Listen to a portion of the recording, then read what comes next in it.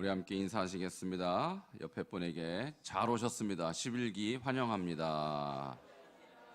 네, 오늘부터 이제 11기를 시작하는데요. 이제 11기에는 우리 성경에서 우리가 리더십이라는 주제를 가지고 공부를 하려고 해요. 그래서 우리는 사실 목사님도 소위 말하는 교회 리더잖아요. 그리고 교회에서 장로님 또 권사님 이런 분들도 장로님은 30명 중에 1명을 뽑잖아요. 리더입니다. 그러니까 그렇죠. 그리고 권사님은 몇 명 중에 1명 뽑죠?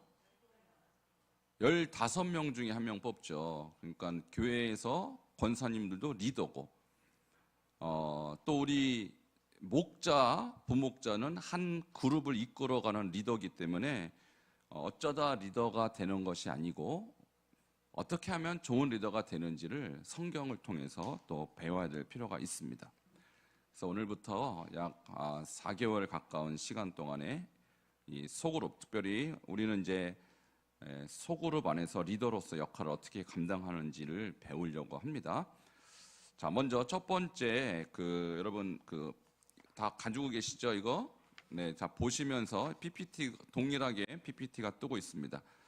자, 소제목이 있어요. 소제목이 뭐냐면 성경 속의 리더들은 어떤 일생을 살았는가라는 소제목입니다. 한번 더 쳐줘야 돼요. 그렇죠? 자, 한번 따라하시겠습니다. 성경 속의 리더들은 어떤 일생을 살았는가? 우리가 성경 속에 나타난 리더들을 보면 그들이 어떻게 살았는가를 알 수 있고 우리도 좋은 모델을 따라갈 수 있다는 것이죠. 자, 첫 번째, 성경 속의 리더들은 어떤 사람들이었나, 그들의 시작이 어땠나를 한번 제가 보도록 하겠습니다. 처음부터 리더였을까요? 아니에요. 성경 속의 리더들은 처음에는 우리가 소위 말하는 평신도였다라는 것입니다. 자, 첫 번째 사례가 아브라함입니다. 아브라함은 우리가 믿음의 조상이라고 하는 그런 인물이지만 그가 처음에 어디에서 출발합니까? 갈대아 우르에서 출발하죠. 이때 이 갈대아 우르 지방에서 아브라함은 그냥 노인이었습니다. 75세에 이 일생이 시작이 됩니다. 그런데 이 사람이 나중에 변화가 돼서 어떻게 바뀌어요? 믿음의 조상이 된단 말이죠. 그래서 우리가 아브라함에 대해서만 제가 이렇게 세보니까 한 8주에 걸쳐서 아브라함에 대해서 제가 말씀을 드렸습니다. 자, 아브라함이 처음에 등장할 때 75세였더라. 그렇게 나오죠. 75세였더라. 자, 그가 여호와의 말씀을 따라갔고 그리고 뭘 어떻게 했습니까? 여호와께서 나타나셨죠. 12장 7절에는 여호와께서 나타나세요. 그래서 내가 이 땅을 내 자손에게 주리라. 그러니까 뭐를 어떻게 해요? 자기에게 나타난 여호와께 그가 제단을 쌓죠. 그러니까 평범한 한 노인에서 시작해서 여호와의 말씀을 듣고 따라가다가 제사를 드리는, 예배를 드리는 삶을 살다 보니 나중에 어디까지 간 거예요? 믿음의 조상까지 간 것입니다. 그러니까 이 아브라함이라는 인물도 우리가 살펴보면 75세에 그냥 한 지역의 노인으로 끝날 수 있었던 사람이었지만 이 사람이 하나님의 나라의 대표적인 인물이 됐다는 것은 여러분도 할 수 있다라는 뜻입니다. 할렐루야. 자, 75세부터 시작해도 이 정도인데 여기 지금 75세 정도 되신 분이 몇 분 계시는 것 같아요? 문건사님 딱 75세시죠? 넘으셨나요? 만으로 한 75, 6세 이렇게 되시거든요. 딱 좋은 나이입니다. 주의 일을 하기 너무 좋은 나이입니다. 75세. 자, 우리 옆에 분에게 딱 좋은 나이이십니다. 네, 우리 권사님 두 분 연로하시지만은 이분이 바이블 칼리지 1기부터 지금 11기까지 개근자예요. 개근자고 정말 딱 좋은 분들이에요, 이분이. 그러니까 이 두 분만 같으면 좋겠어요. 여러분 잘 이 두 분을 따라가시기 바랍니다. 우리 젊은 분들. 자, 우리 존경의 박수를 한번 두 분에게 한번 해주시기 바랍니다. 오늘 너무 띄워드립니다. 왜냐하면 아브라함도 누가 봐도 별로 이분에게 뭔 소망을 갖겠습니까? 그러나 하나님은 하십니다. 그러니까 나 같은 사람이 뭘 하겠나 그런 생각이 살짝 들 수도 있어요. 여러분 할 수 있습니다. 하나님은 능히 여러분을 통해서도 제2, 제3의 아브라함을 만들어내실 수 있는 분이세요. 자, 그러니까 성경의 모든 리더들을 보니까 처음에 시작은 굉장히 평범했다. 그리고 나이를 봐서도 이런 분이 뭘 할 수 있을까라고 생각할 정도로 정말 아주 극히 미비한 그런 사람들이 시작했다는 것입니다. 자, 두 번째 사례를 보도록 하겠습니다. 자, 모세입니다. 자, 성경에서 구약에서 제일 유명한 사람 두 사람 꼽으라 그러면 누구하고 누굽니까? 아브라함, 모세. 모세는 이스라엘의 민족적 지도자죠.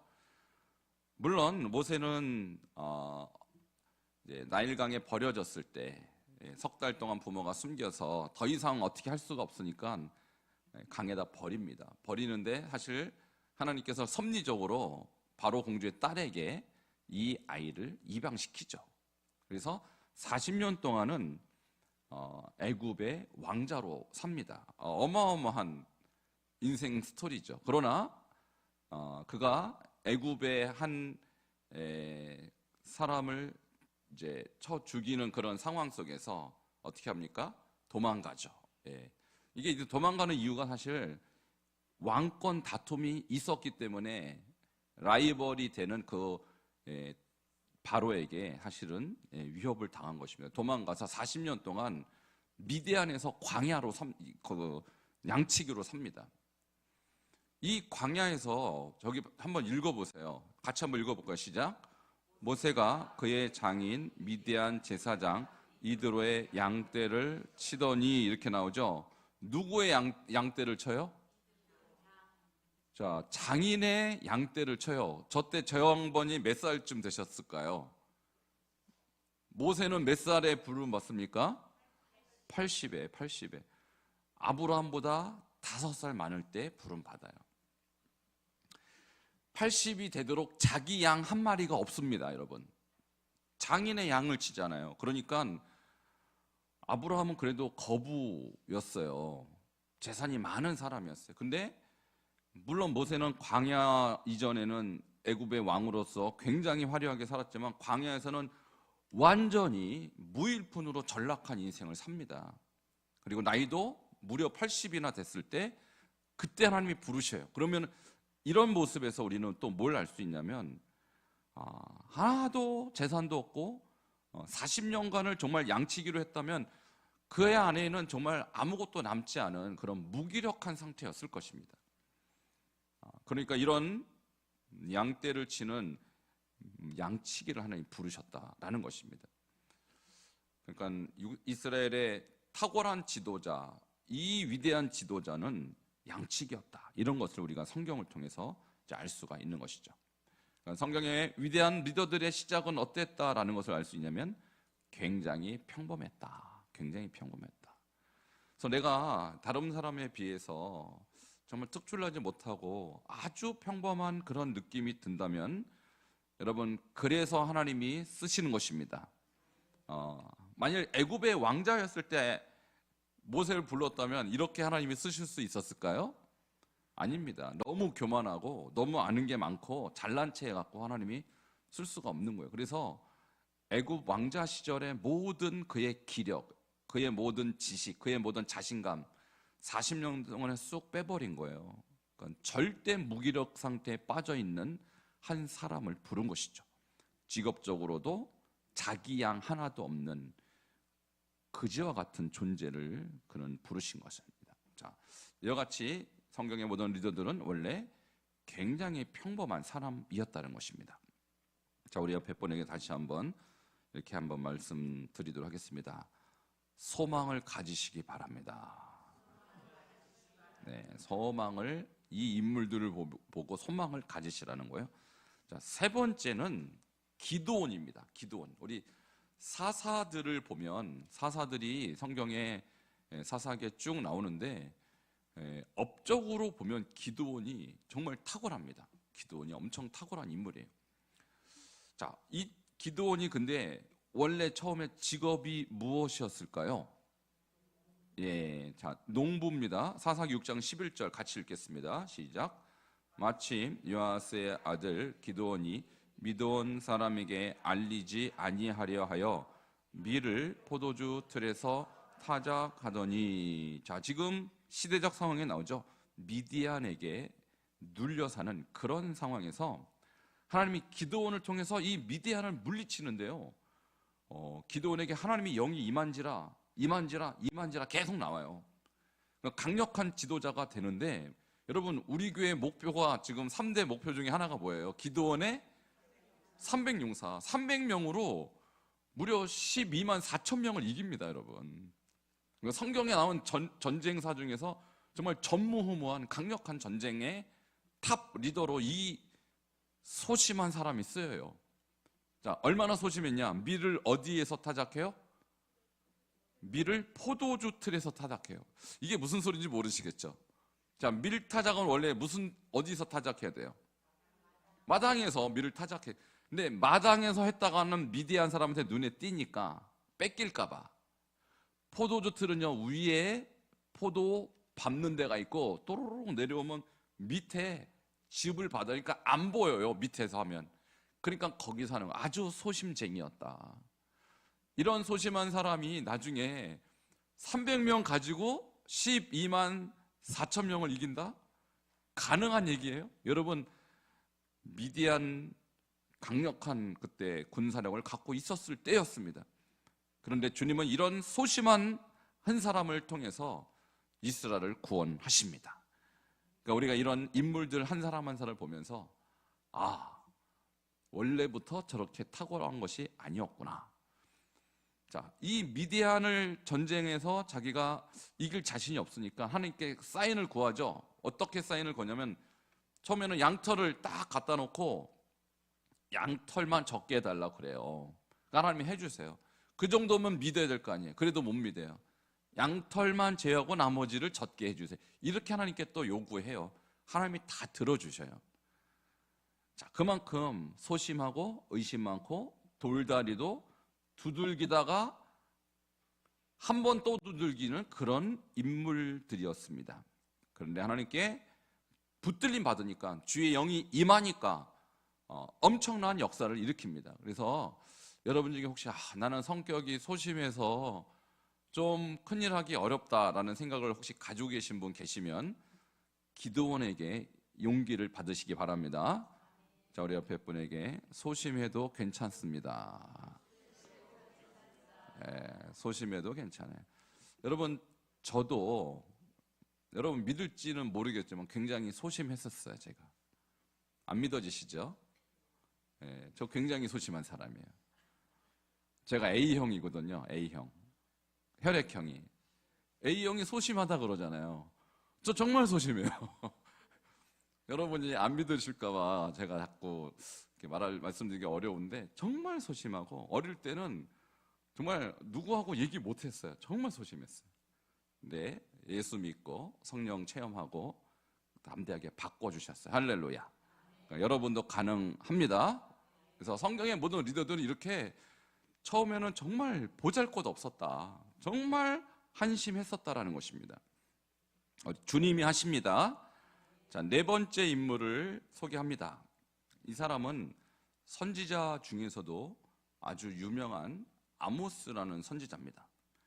자, 다른 선지자들은 대체로 제사장 출신 또는 이 좋은 어떤 가문 출신, 이런 배경들이 있거든요. 근데 이 아모스만큼은 선지자 중에서도 가장 신분이 낮은 계층에서 하나님이 택하신 사람이에요. 자, 그 사람의 직업이 뭐라고 나와 있습니까? 양치기, 그리고 돌, 무화과, 농부라고 이렇게 성경에 써 있어요. 아모스 7장 14절을 같이 읽겠습니다. 시작. 나는 목자요 뽕나무를 재배하는 자로서 이렇게 자기 직업이 나오죠. 이렇게 목자요 양치다가 그럼 뽕나무는 이제 성경은 뽕나무라고 번역을 했지만 이스라엘은 뽕나무가 사실 없고요. 정확하게 말하면 돌무화과 나무예요. 그러니까 참 무화과 나무가 있고 돌무화과 나무를 이렇게 뽕나무라고 이제 한국에는 없으니까 돌무화과가 없으니까 이렇게 번역한 것인데 자 양들이요 이렇게 우기 때 좀 날씨가 좋고 우기 때 밖에서 양을 이렇게 치다가 이제 건기 때쯤 되면 먹을 게 없어요. 그죠? 그때 어디 가서 이 양들을 먹이냐면 뽕나무 이파리를 먹이는 것입니다. 돌무화과 나무에 이파리를 먹여요. 그러니까 풀이 많을 때는 양을 치고 풀이 없을 때는 뽕나무를 치는 게 보통 양치기들의 직업이었어요. 그래서 이 두 가지 직업을 갖고 있었던 것입니다. 자, 이렇게 오늘날로 따지면 오늘날은 양치기 개념이 없죠, 여러분. 사회적으로 신분을 보면 이스라엘에서 최고로 높은 신분은 성직자예요, 성직자. 그죠? 제사장, 뭐 사두개인, 뭐 바리새 이런 사람들이고 그 다음이 어부입니다. 어부가 괜찮은 직업이었어요.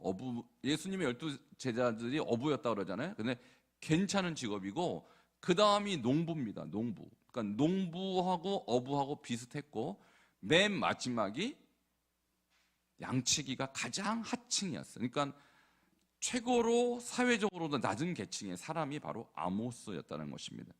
바로 이 사람을 하나님이 부르셔서 이스라엘의 선지자로 삼으셨다는 거예요. 그러니까 여러분 중에 난 직업이 좀 세상적으로 볼 때 그닥 이렇게 좋은 직업이 아니어도 자, 하나님은 부르시고 사용하실 줄 믿습니다. 자, 나의 직업과 상관없이 내 직업이 가장 사회적으로 낮은 계층이라 할지라도 하나님은 우리를 능히 쓰실 수 있는 분이십니다. 자, 한 그룹만 더 보자면 사도들입니다. 자, 사도들 대체로 무슨 직업이었는지 아시죠? 어부들이었죠. 어부들. 그러니까 갈릴리 지역에서는 대부분이 어부 생활을 했는데 어쨌든 어부들도 배움이 없었던 것은 똑같았습니다. 그래서 특별히 시몬과 그 형제 안드레가 바다에 금을 던지는 것을 보시니 그들은 어부라 이렇게 나오죠. 그러니까 예수님이 제자를 삼으려면 사실은 유대 지역, 예루살렘 지역으로 갔으면 똑똑한 사람들 많이 있었어요. 왕족이라든지 아니면 사두개파라든지, 사두개파는 소위 말하는 제사장 가문입니다. 또는 바리새파라든지, 바리새파는 학식 있는 이런 대학 교수들과 같은 사람이었어요. 이런 그룹들을 얼마든지 찾아낼 수 있었지만 예수님은 가난하고 상대적으로 무식한 갈릴리 북부 지방에 가서 제자들을 뽑습니다. 예수님의 사도들도 보면 사회적으로 낮은 계층에 속했다라는 것을 알 수가 있죠. 그러니까 공통점은 다 어떤 사람들이었냐면 그 시대에 상당히 평범한 또는 아웃사이더에서 이 지도자들이 탄생했다라는 것을 알 수가 있습니다. 자, 두 번째, 그러면 이렇게 성경의 모든 리더들은 자기를 누구라고 생각했을까? 그들이 리더로서 부름받고 쓰임 받을 때 자기 인식이 있었어요. 나는 누구다 라는 자기 인식이 있었는데 그들은 한결같이 자기를 종으로 여겼어요. 종으로. 그러니까 우리는 보통 이렇죠. 내가 예를 들어서 담임 목사다 그러면 우리 교회를 대표하잖아요. 그러니까 제가 은행에 가면 대표자 이 증명 같은 걸 가져오라 그래요. 그러면 제가 교회 무슨 등록증 같은 거, 그다음에 저의 어떤 신분증 같은 걸 갖다 내야 수석이 밟아지거든요. 그러니까 세상 사람으로 보면 이 교회 대표 그러면 상당히 대표적인 인물이잖아요. 그런데 사도 바울 한번 보시라고요, 여러분. 사도 바울이라는 분은 정말 그 시대를 대표하는 인물인데 뭐라고 자기를 얘기합니까? 종이라고. 누구의 종? 그렇죠? 예수 그리스도의 종이라고 자기를 부릅니다. 그러니까 사실은 주님이 가장 귀하게 쓰는 사람 또는 가장 크게 쓰는 사람일수록 자기를 누구라고 인식했다는 거예요. 종으로 인식했다. 교만하지 않았다는 것입니다. 그러니까 우리가 이 사실을 배울 때 내가 주님께 지금 쓰임받고 있는 영광스러운 자리에 있다 하더라도 자기 인식은 항상 겸손하게 나는 종에 불과하다라는 인식이 필요하다는 것이죠. 자, 로마서 1장 1절 같이 읽겠습니다. 시작.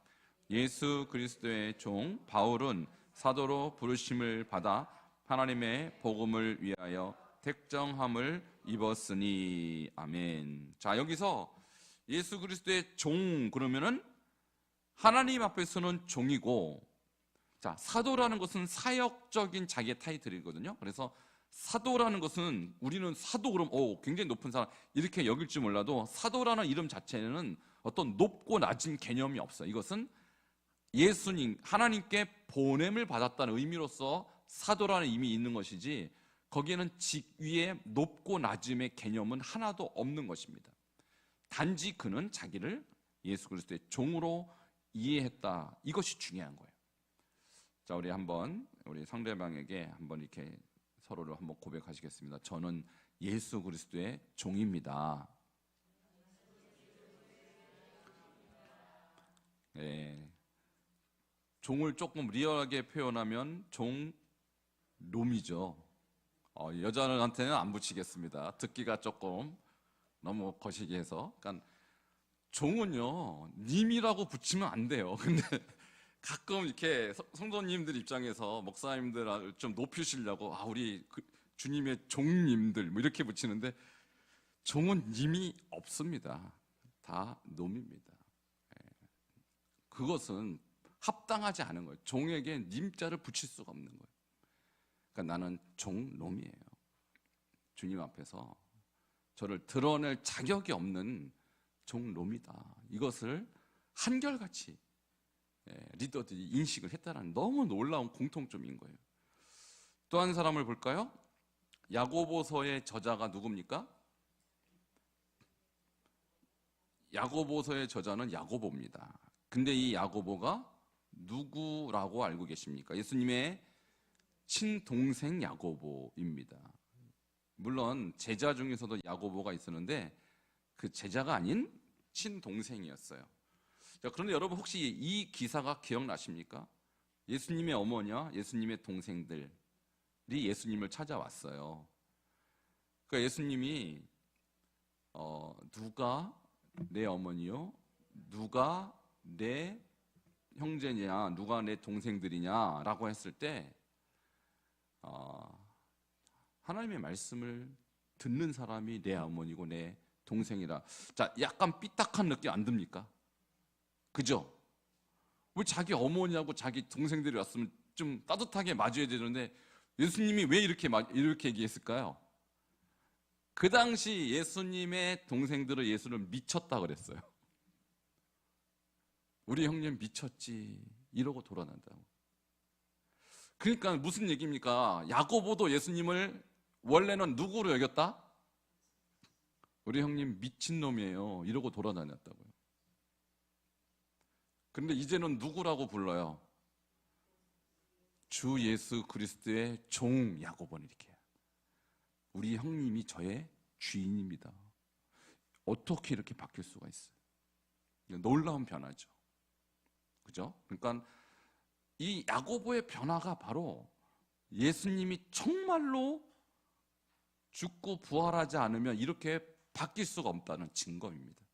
그러니까 예수님이 부활하셨기 때문에 우리 형님이 죽었는데 부활했다.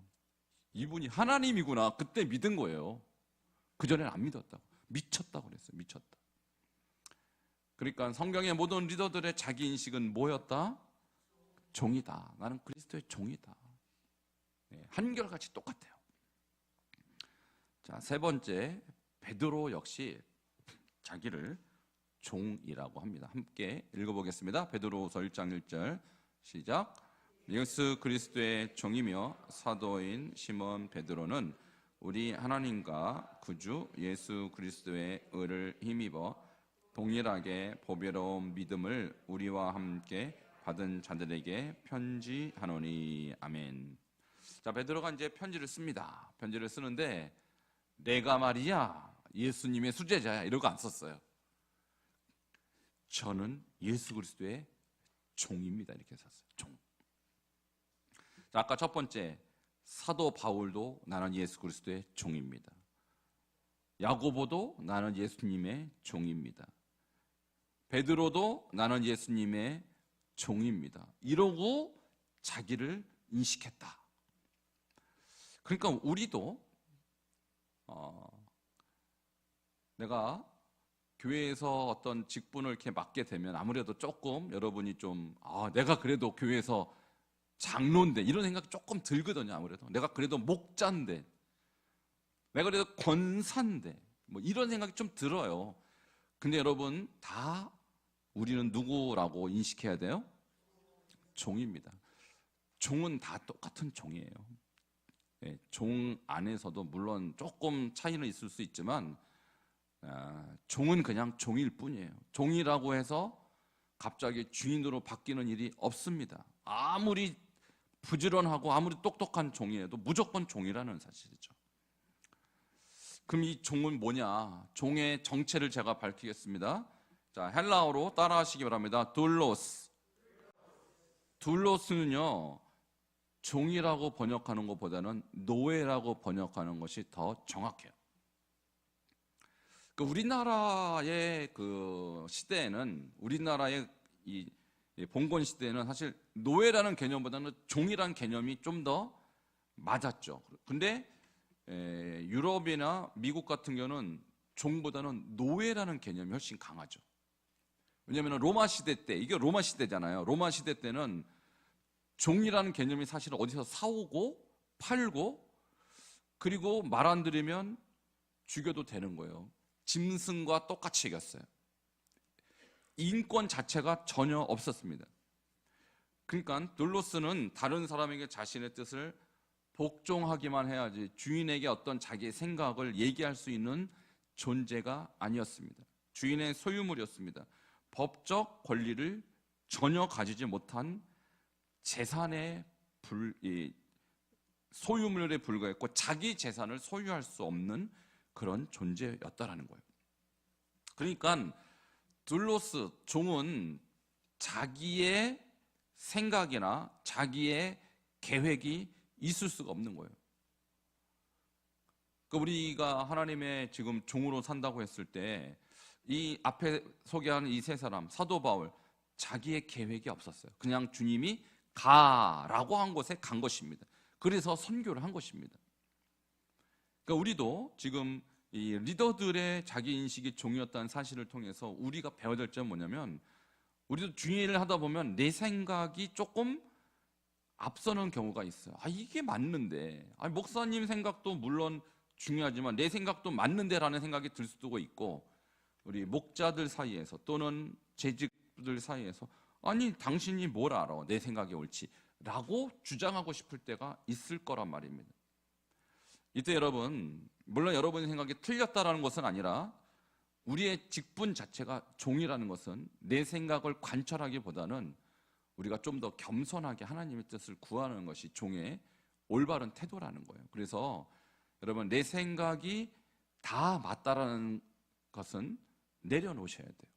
이게 종들의 어떤 삶이었다는 것이죠. 그래서 자기 생각, 자기 뜻, 자기 스케줄대로 가는 것이 종이 아니라 하나님의 뜻대로 가는 게 종이라는 사실입니다. 자, 그러면 이제 한번 여러분에게 질문하겠습니다. 자, 당신은 자신을 주님의 종이라고 생각하십니까?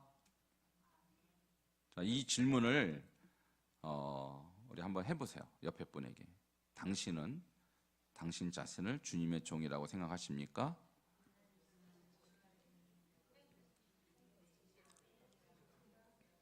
하세요? 네. 이게 쉽지 않은 대답입니다. 이제 여러분이 내가 종이구나. 근데 여러분 지금 말은 그렇게 해도 정말 내가 종이 된다는 것은 엄청난 대가를 요구하는 거예요. 지금부터는. 종 노릇을 정말 해야 되는 거예요. 종 노릇.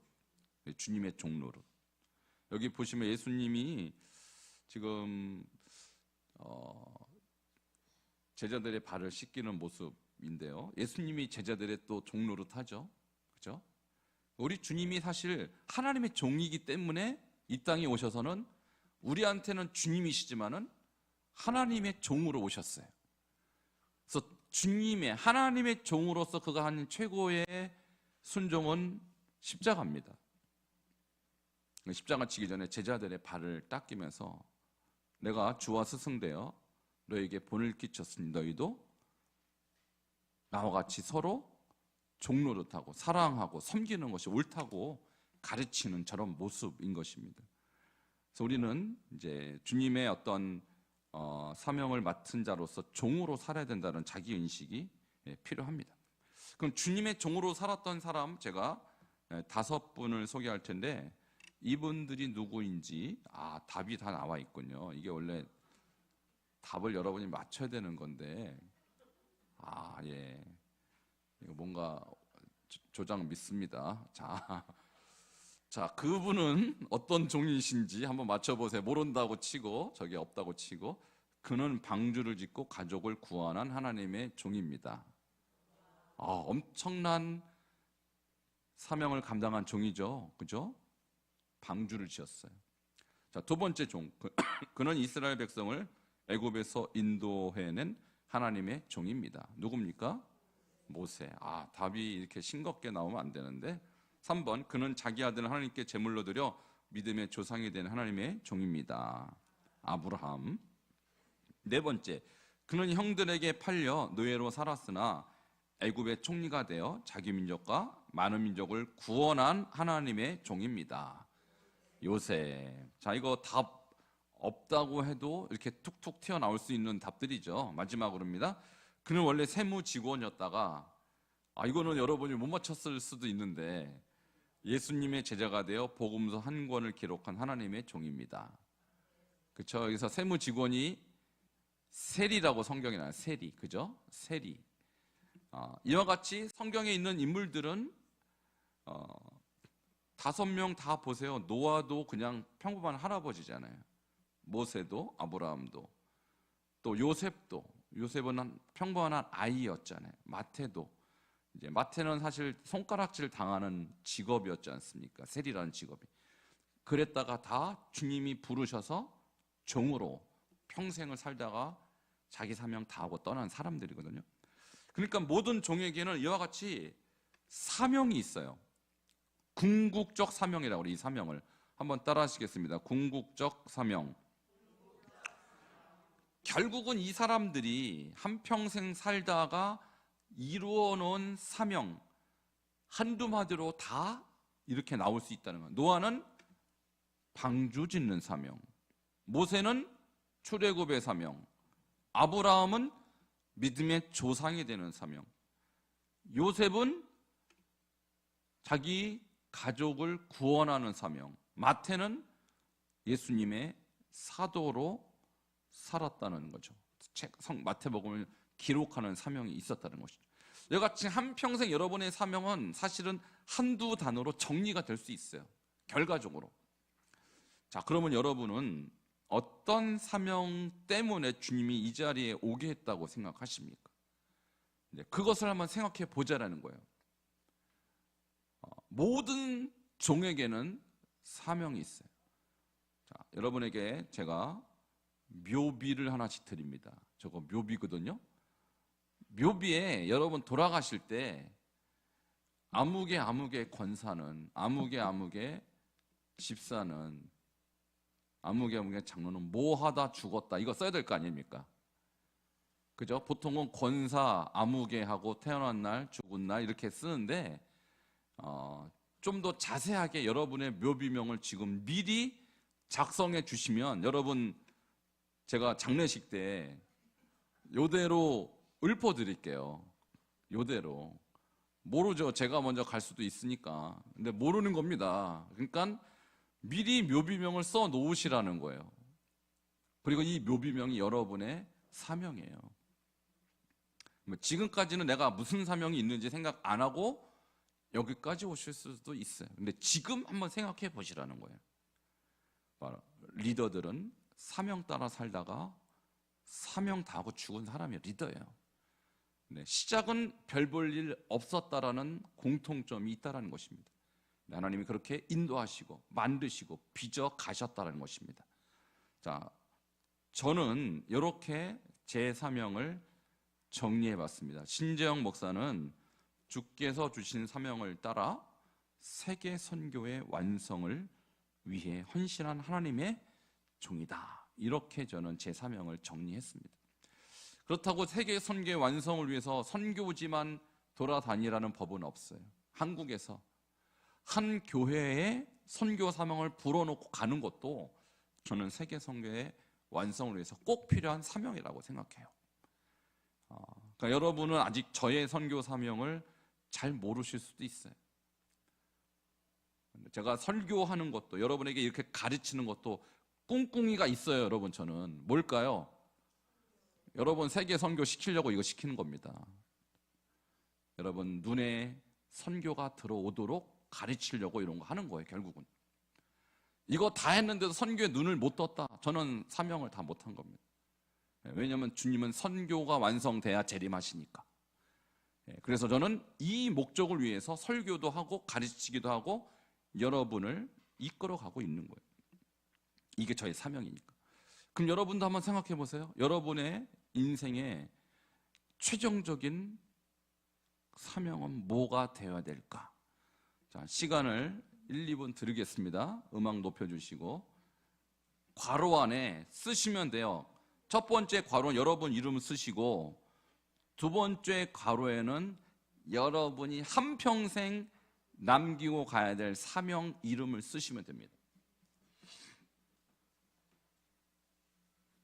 괄호 안에 쓰시면 돼요. 첫 번째 괄호는 여러분 이름 쓰시고 어디서 메아리가 치네.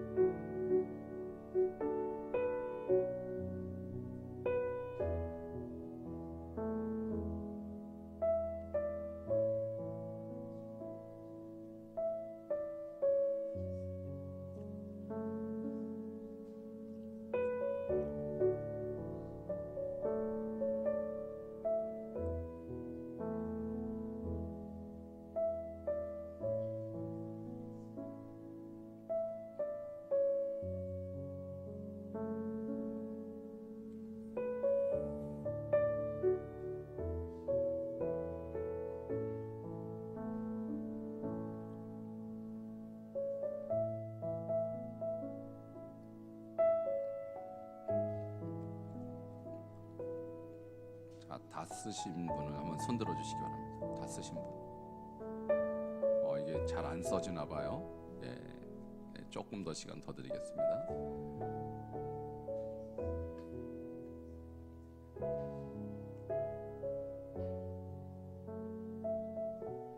이 사명은 여러분이 살아야 될 이유입니다.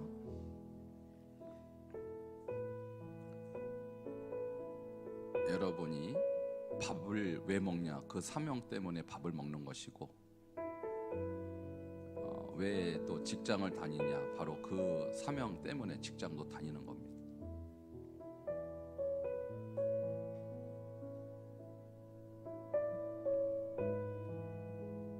그러니까 사명이 분명한 사람은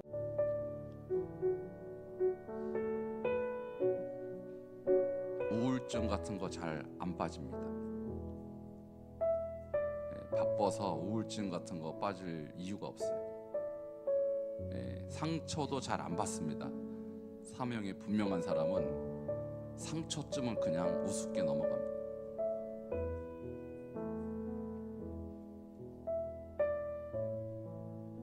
잘 삐지지도 않습니다. 사명이 분명한 사람. 잘 삐지는 분들은 이유가 있어요. 사명이 없어서 그래요.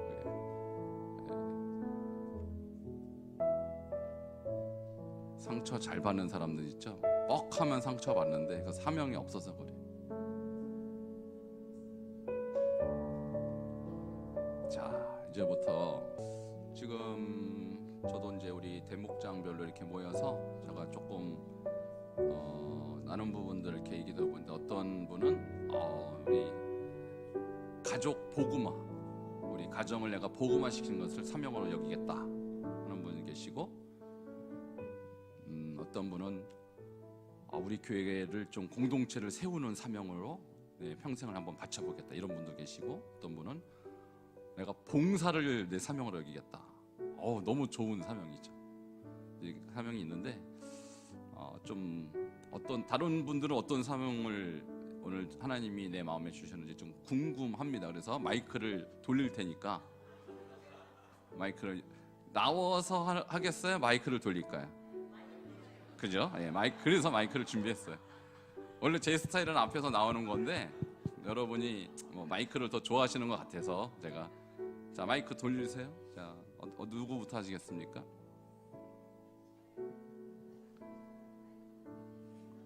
우리 맨 앞에 이용훈 권사님부터 해서 뒤로 이렇게 돌리시면 되겠습니다. 그냥 쭉 읽으시면 되겠습니다. 거기에 뭐라고 쓰셨는지.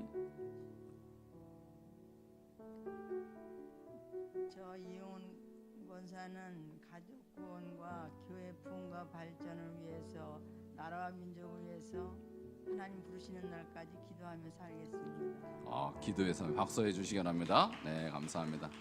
뒤로 넘어가시기 바랍니다. 네.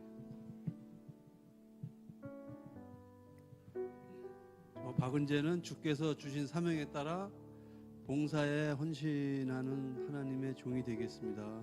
아멘. 네. 두성근이는 주께서 주신 사명에 따라 사랑으로 가족 구원에 헌신한 하나님의 종이 되겠습니다. 아멘. 국선영 권사는 주께서 주신 사명에 따라 반석중앙교회 선교적 사명에 헌신한 하나님의 종이 되겠습니다. 아멘. 최명수는 주께서 주신 사명에 따라 교사로서 주님의 시간에 헌신한 하나님의 종이 되겠습니다. 아멘.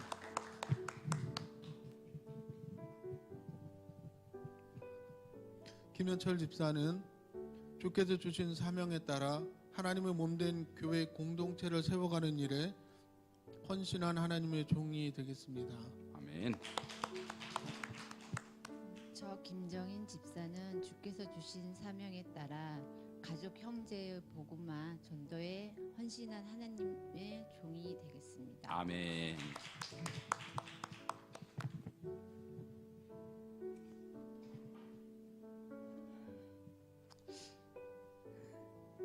신복덕 장로는 주님께서 주신 사명에 따라 예수 사랑 복음 전파의 사명을 다하며 앞으로 남은 생애를 복음 사업 확장에 하나님께서 쓰임받는 종이 되겠습니다. 아멘. 김순선 전도사는 주께서 주신 사명에 따라 주님의 선교, 다문화 선교와 다음 세대 선교에 헌신한 하나님의 종이다. 아멘. 김영주 권사는 주께서 주신 사명에 따라 전도에 헌신한 하나님의 종이다. 아멘. 저 진미라는 주께서 주신 사명에 따라 주님 말씀 따라 충실하게 헌신하는 하나님의 종이 되고 싶습니다. 아멘. 아멘. 서옥자 권사는 주께서 주신 사명에 따라 반석 중앙교회 모든 것에 헌신한 하나님의 종이다. 아멘. 권순미 집사는 주께서 주신 사명에 따라 주님의 뜻에 헌신한 하나님의 종이다. 아멘. 김혜수도 권사는 주께서 주신 사명에 따라 하나님의 대리자로 가족 구원에 헌신한 하나님의 종이다. 아멘. 나삼순 권사는 하나님이 주신 사명에 따라 전도하고 선교하는 하나님의 종이 되겠습니다. 아멘. 최장수 권사는 주께서 주신 사명에 따라 찬양과 가족 구원에 힘쓴 헌신한 하나님의 종이 되겠습니다. 아멘. 문혜영 권사는 매일 기도하며 가족 구원에 헌신한 그런 하나님의 종이 되겠습니다. 아멘.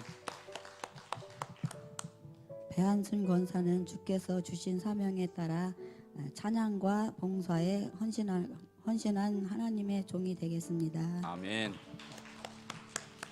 네, 오늘 아주 사명자들이 많이 배출됐습니다. 첫 시간부터 아주 뜨거운 사명들을 하나님께 주셨는데, 그래서 이제 나를 지칭할 때 하나님의 종이요, 예수 그리스도의 종인데, 예를 들면 나는 봉사하는 데 있어서 종이 되겠다 그러면 여러분의 소개를 저는 예수 그리스도를 위해서 봉사하는 종 아무개입니다. 이렇게 누구한테 소개하면 좋을 것 같고, 또 저는 예수 그리스도의 복음을 위한 종 아무개입니다. 이렇게 자기를 소개하면 좋을 것 같아요. 저는 예수 그리스도를 전하는 선교의 종 신재혁입니다. 이렇게 해서 복음의 종, 전도의 종, 기도의 종, 기도 사명 있는 분은 기도의 종, 봉사 사명 있으면 봉사의 종, 이런 식으로 자기의 어떤 닉네임, 별명 같은 거를 이렇게 붙여서 앞으로 나는 이 일을 위해서 나는 존재하고 이 일을 위해서 살겠다라는 자기 선언, 이것을 계속 하셔야 돼요. 그래야 내 사명을 잃어버리지 않게 그렇게 되는 것이죠. 그래서 오늘 한번 옆에 분에게 소개하겠습니다. 저는 선교의 종 신재혁입니다. 이렇게 소개하는 거예요. 자, 옆에 분에게 저는 무슨 종인지 한번 소개시켜 보세요.